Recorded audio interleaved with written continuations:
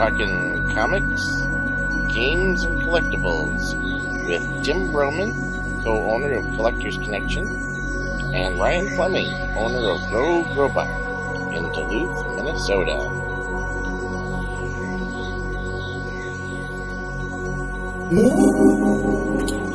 How many comic readers do you have now? You're a relatively new shop. How many of your comic readers are women? I mean, I'm thinking none. I have none right now. I actually have like a good. Oh wait, I do have one. Leah is a comic reader, and she does get comics here. But you I call can't her forget employee. that one.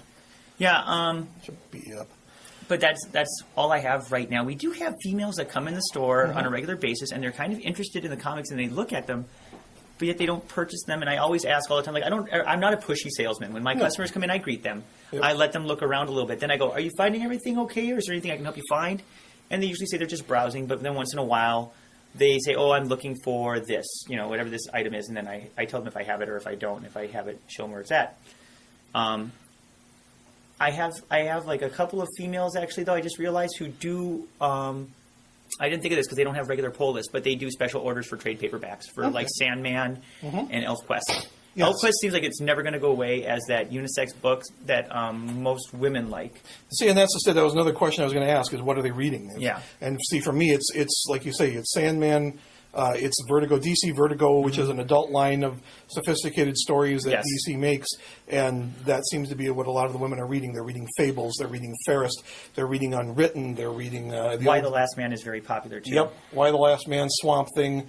I mean, I was always a fan of the storyline Preacher, but it's very controversial, and most women don't seem to like it. Right, that's more of a guy, edgy book, yeah. Kind of demeaning. A lot of violence and gunplay and stuff like that, but it's still an interesting story. Oh, yeah, very. Well, that's just it. It's supposed to be a character that you kind of love and hate at the same time. It's one of those anti-heroes. Yeah, when it comes to women, they don't go for the traditional capes and superhero things. They go for more of the story-driven stuff, the character-driven stuff. And we do have some up at the store, but you couldn't make a full-time business out of it. That's for darn sure. But and the men like that, too, but they also like the Spider-Man. They buy both, and it seems like the women generally, just buy like the Vertigo or indie books that, as you said, are story-driven. Yeah. There's a guy who does digital comics tied through his business, and he ties it through the comic wholesaler in Baltimore, whose name shall be withheld. How does he do this? What does he do? Well, he gets 15% of the digital download sales, but he does podcasts, and his customer base, the people buy through his account through Diamond. Yeah. And the nameless interesting. Ones, so much of being nameless. And everybody knows. But he does his podcasts. He advertises online downloadable comics, and the customers that buy from his account are not his local clientele, but they're from all over the United States and all over. Fans of the podcast. Exactly. And that's how they do it. And then, like I said, he gets 15% of that. He's not making a ton of money doing it, but it's a little extra cash flow into his pocket, just from podcasts. And that's. Well, there used to be a show in Minneapolis, a public access show called Collecting Stuff with Butts and Wits. Oh God! So I don't care which one you want to be. I'll be the other one. The one thing that your geek wants for Christmas. Well, right off the bat, I'm going to say magic cards, because that would be one thing that your geek wants. You said earlier we were talking about the card game Munchkin. Basic set runs about $25. It's available in almost every collector's shop. All right, but slow down for a second here. Because I'm looking right behind our fabulous friend Ryan, and I see Innistrad, Dark Ascension, Avacyn Restored, and Return to Ravnica. Right. Which one does my nerd want? Your nerd wants the newest one. Return to Ravnica, yeah. Your nerd wants the newest one, because when people, and I guarantee you, he'll have them, I'll have them.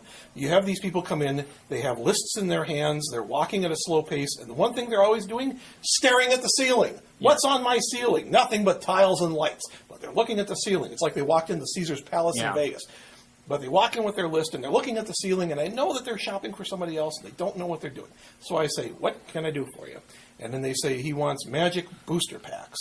All right, and I just always say, the newest one is that one, and that's the one I always recommend first. And then usually, if the person has a list, if they want something else, it'll be on the list. Although the customers will struggle with, what is Avacyn Restored? Oh, they want that. Okay, easy peasy. So are the older cards not usable? Oh, no, they're just less usable. desirable, or? Most people who collect these things, they buy a lot every day. They buy I have people who come in here every day and buy 3 boosters every time. And then if they stick around and they open up their packs, they go, oh, give me 2 more. And the older the set, the more of it they're going to have. So you better your odds with a new set that your loved one doesn't have as many of that as he does, say, M13, the Magic core set that came out right before Return to Ravnica. He's had a longer time to buy that than he has Return to Ravnica, so most likely he's got less of that. I myself, it always drove me nuts that when people asked me what I wanted for Christmas, because they knew I was a collector, I would say, you should just get me a gift certificate from my local store. And people don't like to do that. They want to wrap something up. But the one sad thing is, though, is unless they themselves are into this, they don't, even if you told them what you had, they don't remember it because it's all Greek to them. And I would end up with so many duplicate things or things that were something that I would never collect because they just don't get my collection.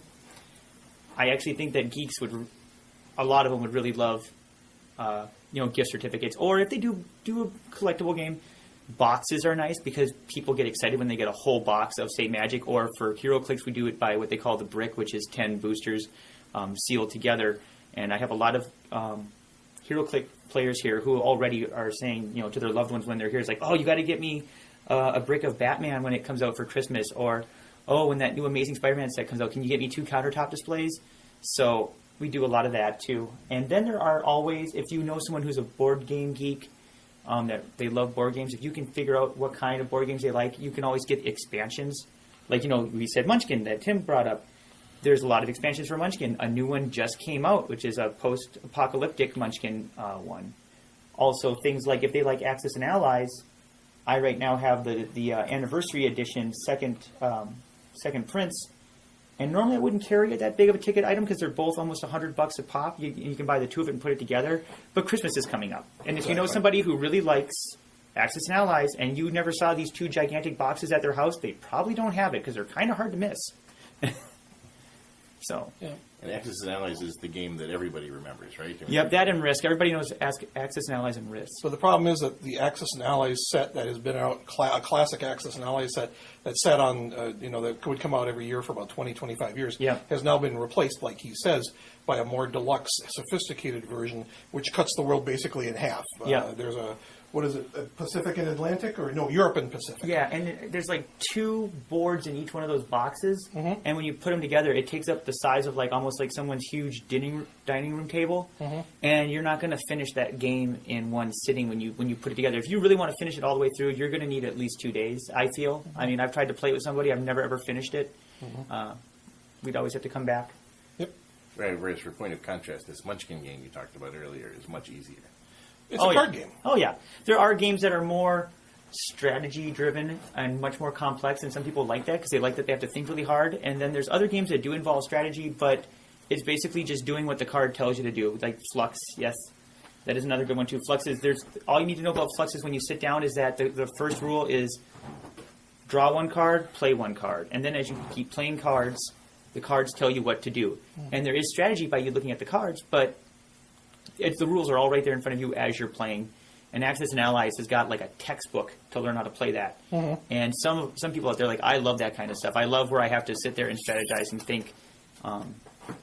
I like the fun games though too. Sometimes if I'm playing a big strategic game, I like to break it up with a fun little game like Munchkin or Flux or Pass the Pigs, which is a dice rolling game. Only instead of dice you roll pigs, little rubber pigs.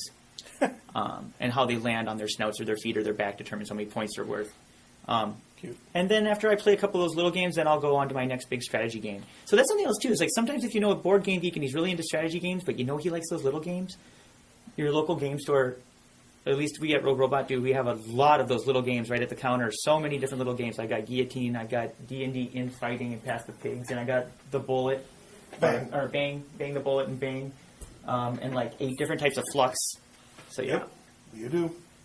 Have you guys seen Will Wheaton's game podcast? No, and I keep hearing about it, and it's kind of funny because I have never watched it, but apparently when we do our board game night and say what board games we're going to be playing, I don't know how it happens, but I'm always told, oh, Will Wheaton just played those on his podcast last week. I'm like, okay, apparently Will Wheaton is looking at my Facebook page and knowing what I'm going to have at my store. So the premise of the show, you sit around the table with some celebrities, light Yeah. celebrities, not Sean Connery, but light celebrities, and you play the game. So maybe we can wrap this up with this holiday season. If you could play a board game with a celebrity, what board game and what celebrity? Well, you like Tannhauser. You're a Tannhauser. I love Tannhauser, very much so. Tannhauser, I can't, boast that game enough, but I was going to say as a joke, I would play Suro with Jeff Bridges because he was just in the latest Tron movie, and Suro is basically Tron. But I really like Jeff Bridges. But no, Tannhauser is a good one too, and I would probably. Now, how do you play Tannhauser? What's the basic concept behind it? Oh boy, well, Tannhauser is that it is World War I never ended, and we've moved into the years of World War II, and the Reich is looking for magical items of the Black Occult. And they use those items to try to take over the world, while the Union, which is the U.S. and England put together, are using technology that they found from a crash site in Roswell, New Mexico. And Holy cow, it's all over the place. Yep, and It's Indiana Jones, it's Axis and Allies. oh, there's more too, because then you even have later on in the expansions, you have the matriarch, which is the Russians, and they all their power is based on Nikola Tesla. Yep, Nikola Tesla's technology and Slavic gods put together. And then you have the Japanese, where you don't really know what they're actually doing because they're so secretive, but it basically has to deal with black magic and science. And there are with each expansion that comes out, there are 2 new ways to play the game. So right now there's about 23 different ways to play that game. When it came out, it just had versus, which is destroy your opponent. It had capture the flag, and then it had King of the Hill, command points you had to hold. And now there's so many more different ways to play it. They keep adding on every time. Well, when you say board games, I mean, I'm thinking in my head, Settlers of Catan. Farkle would be fine. You like Farkle? Farkle's okay, but My family's. but if I have to sit, Cribbage. You look like somebody who had to play cribbage in the woods. I played cribbage when I was a kid, but we liked Farkle. My mom and she likes word games, and we're playing Quiddler. Quiddler, that's it. Now, Quiddler is basically letters on cards, and you start off with 3 cards, and you have to make a 3-letter word. Then 4 cards, then 5 cards, then 6 cards, and when you get up to 10, you're not necessarily making a 10-letter word, but you're making a series of words that comes up to 10. And that's what my mom likes to play, and so that's a fun game. And there's another one that's tiles with letters called Bananagram, which, if you haven't heard of it, you will. And that's another little fun game. But you asked me about a board game and a celebrity, and I've decided it's Battleship with Katy Perry. Oh, God. Because Battleship you can play. I mean, it's pretty easy. You can even do it on pencil and paper. We used to play, my sister and I used to play Battleship. I'd rather play Quiddler with play a game of Quiddler with Mom than with any celebrity, because I just don't care enough about celebrities. You should play Guillotine with Queen Elizabeth. Or not Queen Elizabeth, gosh. Yeah, Queen Elizabeth. Yeah, there you go, Queen Elizabeth. There. Or Kate Middleton. Peppa Middleton. For some reason, I don't know why I said Queen Elizabeth, because on my brain I was thinking Marie She's Antoinette. alive? Oh, but there it's you go. yeah, that's what I was thinking, because she's actually a card in there too. And Guillotine, by the way, that's one of those games where, with the holiday season coming up, actually, because you said that, my parents are totally into the ground, just Farkle and Cribbage. I just can't take them anymore. They do it every time, and they play 8 games of each one. So I started trying to find games that I could make them play, and the 2 most popular ones for people who aren't into really big strategy games was Guillotine, which is where there's a line of people, martyrs and and royalty, and as their heads get cut off as it goes down the line, these cards, as they move down the line, it's considered their head being cut off. If you can get the one at the end of the line to be the highest points you can get, you get points that when you try to add up the most points. My family ended up loving that, mostly, if anything, to laugh at some of the cards. One of the cards is Piss Boy, because he's the chamber pot holder and things and they just like to laugh at that. And they get the strategy. It's not too hard, and they get the gist of it. And then the other one that they like is Gloom, which, oddly enough, now that I realize it, they're both games that have to do with killing people. Well, Gloom is the one with the transparent thing in the center, isn't it? Yep, and what you do is you have a family of 5 cards, or their family members on the cards, and you're trying to make them have the worst lives that they can possibly have, and each time you put a card on them that makes them have a bad life, it gets them a negative point. And as soon as you can get them really high, you kill them off. You want to play an instant death card, and you get to have those points. And you want a low score. You don't want a high score, because your opponent will be putting things on your family's cards that will say, oh, they found $10 and things like that. And you're like, oh, you gave me pluses. I want minuses. But yeah, those are the two that they're very easy to play, and the family finds funny, and I don't have to play Farkle or Cribbage anymore. So See, since you asked me if you want a straight answer, I guess I don't. The board games don't really grab my attention, but card games would. Farkle or Quiddler would be fun games to play. Just a game of 500 Rummy is, I have a friend of mine and we sit in restaurants for hours and we play it. But I'm not a big celebrity hound, so I don't really, I'd rather play with, my mom or David Beard or Ryan Fleming rather than celebrities. yeah. Quiddler with Frank Gorshin. No. Quiddler with. Get it? Riddler, Quiddler. Yeah, I got it. I was trying to do a Tim Broman Sadly. joke. Oh gosh. Well, you got the reaction that all Tim Broman jokes get. Good job. There you go. By the way, too, now that you said Frank Gorshin makes me sad because that's one of the celebrities that Big Mike claims I killed because I shook his hand at Comic-Con. I shook his hand at Comic-Con, and later on that month he died. And every time I seem to meet a celebrity that's older, they You die. met Stan Lee? He's still kicking. I didn't get to shake his hand. Oh, there you go. Hey, man, I shook Will Eisner's hand. He's no Yeah. longer with us. Mm-hmm. Thank you for listening to our podcast. Be sure when you're in the Twin Ports of Duluth Superior that you stop by either Rogue Robot in downtown Duluth or Collector's Connection up by the Miller Hill Mall. Yeah, and if whichever one you stop at, we'll send you to the other one.